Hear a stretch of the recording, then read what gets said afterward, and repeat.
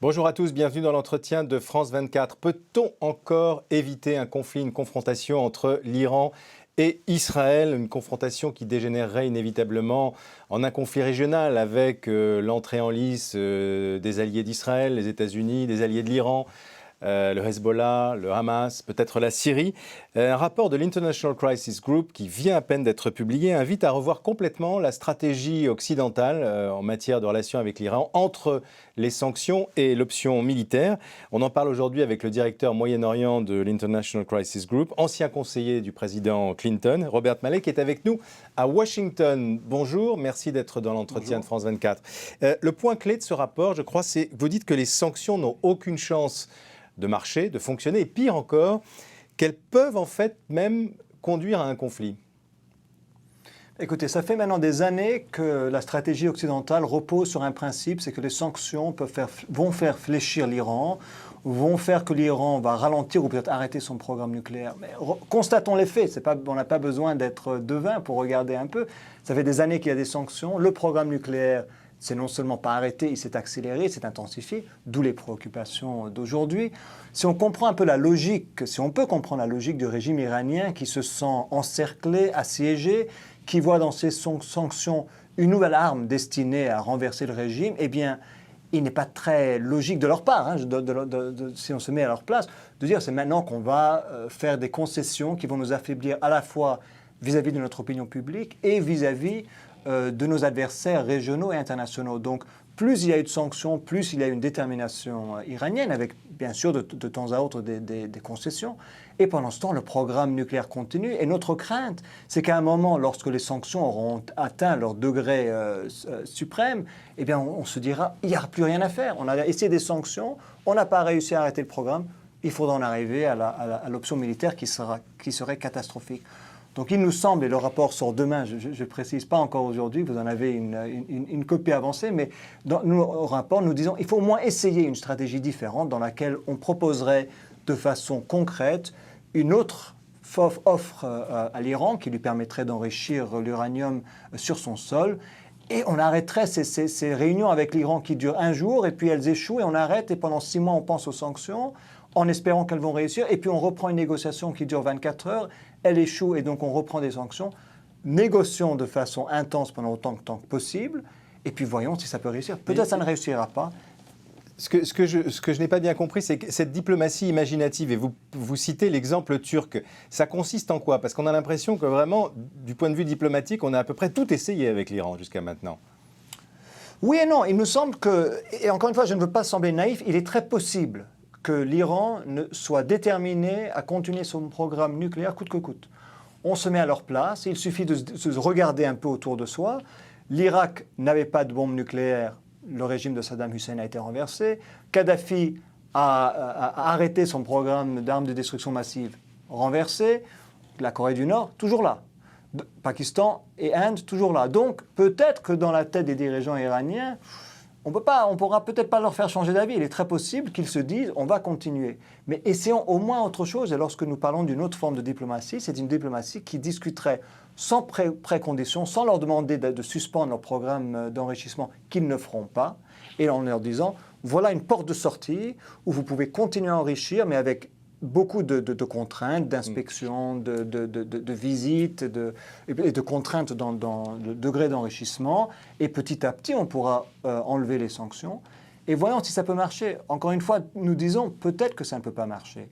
Mais au lieu de s'obstiner avec une stratégie qu'on sait a échoué, parce qu'on en a la démonstration depuis des années, qui consiste à dire mettons la pression sur le régime iranien, il s'en rendra bientôt, eh bien non, il ne s'en rend pas, il faut bien s'en rendre compte. Quand vous parlez de l'exemple turc, décidément on parle beaucoup de l'exemple turc, mais oui. Est-ce que ça n'est pas biaisé au départ parce que les Turcs considèrent au fond que c'est l'introduction du nucléaire dans la région, c'est Israël. Israël est la seule puissance de la région qui est la bombe nucléaire. Donc elle a tendance à mettre un peu sur un pied d'égalité tout le monde, mais ça ne peut jamais marcher. Les Israéliens ne vont jamais renoncer à leur arme nucléaire, non ? Ce n'est pas exactement la position turque. Les Turcs ne veulent pas voir une course à l'armement, une course nucléaire dans la région, certainement pas. Ils ne veulent pas que l'Iran se soit doté d'une arme nucléaire, ils le répètent jour et nuit. Mais c'est vrai qu'ils comprennent un peu mieux la position iranienne peut-être que ne le comprennent les Occidentaux en se disant c'est vrai qu'il y a 2 poids 2 mesures, pourquoi Israël aurait le droit à la bombe nucléaire et pas l'Iran, pourquoi ce serait aux États-Unis et à l'Occident de décréter qui peut avoir l'arme nucléaire ou non. Donc les Turcs disent aux Iraniens, nous vous comprenons, mais vous-même, vous dites, c'est la position iranienne officielle que vous êtes contre l'arme nucléaire. Alors, donnez-nous les gages suffisants pour montrer que vous ne le voulez pas. Nous sommes prêts, nous, à reconnaître votre droit à l'enrichissement, comme le reconnaît le traité de non-prolifération, et ayons donc une relation de confiance, pas de sanctions, pas de pression, mais où vous faites des concessions et le monde en fait également. Mais ça nous mène ça nous mène où, oui. Robert Mallet? Parce que ce point de vue n'est pas du tout partagé par les Occidentaux, par les États-Unis, par l'Union européenne. Donc où est-ce que ça peut nous mener exactement? Et vous avez cité la perception à juste titre des Iraniens qui voient qu'au fond, il n'y a pas de prime quand on renonce au nucléaire. Effectivement, c'est très frappant. D'un autre côté, le point de vue israélien, c'est de dire peut-être qu'il y a des risques à aller à la confrontation avec l'Iran, mais les risques seraient encore plus grands si on avait un Iran nucléaire. Ça, il faut en débattre. Je pense qu'il faut bientôt, si ce n'est pas déjà le cas, si ce n'est pas déjà trop tard, il faut débattre de la question de savoir si essayer d'endiguer un Iran doté d'une arme nucléaire serait plus dangereux que l'attaquer. Ça, je pense qu'il faut avoir ce débat de façon très franche et aboutir à une conclusion. Mais vous avez raison. Israël aujourd'hui voit dans la bombe potentielle iranienne une menace existentielle. Et je pense que les possibilités d'une attaque israélienne contre l'Iran sont plus élevées aujourd'hui qu'elles ne l'ont jamais été. Pour tout un tas de raisons à la fois. Vous l'évaluez à combien? 50%, 70%? Non, moins de 50%. Et les pourcentages, je ne sais pas ce que ça veut dire. Je peux vous donner un chiffre 30%, mais je ne sais pas ce que vous pouvez en faire. Mais je pense que c'est plus probable aujourd'hui que ça n'a été pour 3 raisons au moins. Une essentielle, c'est que Israël et leur ministre de la Défense est persuadé que l'Iran va bientôt rentrer dans cette zone d'immunité, après quoi l'Israël ne pourra plus attaquer les centrales nucléaires iraniennes parce qu'elles seront trop protégées, elles seront souterraines. Donc, premier problème, c'est un problème logistique, ou premier argument, c'est un argument logistique. Deuxième argument, c'est un argument politique. Il y a des élections présidentielles aux États-Unis. Le président Obama, on le sait, ne veut pas s'aliéner ni l'Israël ni l'électorat juif. Donc, on ne peut pas s'attendre à ce que Obama critique Israël au cas où Israël attaque l'Iran. Donc, c'est un argument politique dans les 8 prochains mois qui peut jouer. Et puis, troisième argument qui est militaire, avec le retrait américain, des troupes américaines de l'Irak, logistiquement, c'est plus facile aujourd'hui pour Israël de traverser un espace aérien irakien pour attaquer l'Iran. C'est tout de même difficile, il faut l'avouer.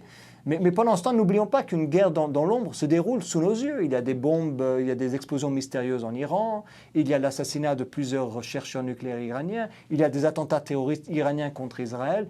Donc pendant qu'on parle d'une guerre possible, une guerre non déclarée se déroule sous nos yeux. Robert Mallet, il faut quand même parler de la Syrie particulièrement aujourd'hui parce que la situation est de plus en plus dramatique. Est-ce qu'avec le blocage des Russes et des Chinois au Conseil de sécurité, il y a encore une chance d'une solution diplomatique? Et est-ce que plus les heures passent, les jours passent, la communauté internationale ne va pas être dans la situation de se dire mais enfin il faut quand même intervenir pour faire cesser ce massacre? Écoutez, il faut espérer qu'il y ait encore une solution diplomatique parce que l'alternative est trop inimaginable. C'est-à-dire véritablement une guerre civile encore plus sanglante que ce qu'on a déjà vu, avec davantage d'interventions extérieures comme vous venez de le suggérer, et davantage d'exportation de l'instabilité par la Syrie, de l'instabilité que ce soit au Liban, en Jordanie, en Turquie ou en Irak. Donc ce qui s'est passé en Libye n'était rien comparé à ce qui pourrait se passer en Syrie si réellement on commençait à armer l'opposition, à intervenir militairement, et que le régime qui demeure puissant, qui a des alliés puissants, réagissait. Donc il faut espérer une initiative diplomatique. Je ne suis pas particulièrement optimiste. La seule lueur d'espoir serait juste une entente, une coordination entre des pays qui soutiennent la Syrie comme la Russie et la Chine, et ceux qui soutiennent l'opposition comme la Turquie, comme l'Arabie Saoudite, comme d'autres. Si eux pouvaient se mettre d'accord sur un plan de paix qui contiendrait évidemment une transition politique vers un autre régime, une transition graduelle vers un autre régime, mais une transition concrète avec des garanties concrètes, avec des garanties également pour les communautés qui pourraient se sentir menacées, comme la communauté alaouite. C'est évidemment la solution idéale. On s'en éloigne, et plus on s'en éloigne, plus on se rapproche des scénarios les plus dangereux. Et donc d'une guerre, parce qu'il y a le point commun entre l'Iran et la Syrie, enfin entre les deux sujets, c'est le risque de guerre impliquant Israël et ses voisins arabes.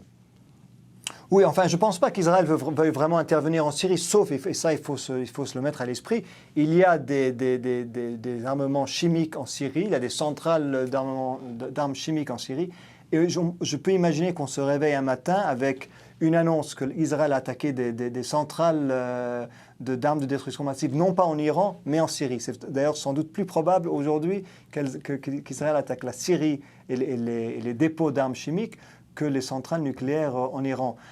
Mais les interventions pourraient se produire d'ailleurs, d'Arabie Saoudite, du Qatar.